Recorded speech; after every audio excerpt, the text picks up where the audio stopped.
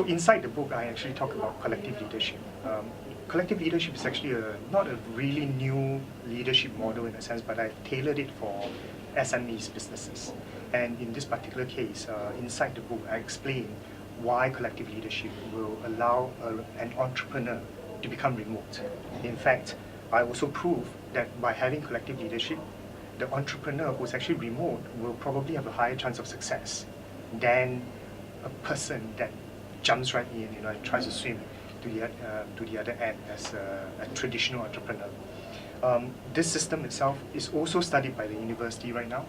In fact, we have just finalized a case study with NUS. They have actually done a case study on our business model. And inside there, we talk about how this collective leadership itself is able to obtain and provide superior returns to the company. Collective leadership really is about getting people to work together. We flatten the hierarchy. We literally remove the requirement for a manager to take care of the team on the ground. Everybody inside that circle, they report to one another, and they get results and they make decisions based on each other's check and balance. Historically, that circle will have to report to somebody else. And so the accounts person or the finance person or the HR person or operational person, when they make a decision, they usually escalate it to the general manager, who will then provide their endorsement, the approval.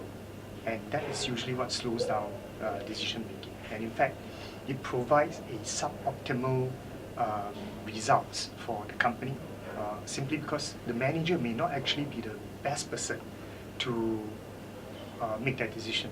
The best person who can make that decision are the people on the ground. But because of the traditional way we think, everybody just escalates, decision making to the next level. And collective leadership takes that away and makes the decision a lot clearer, faster, and a lot more dynamic, because more people are now making decisions rather than one person.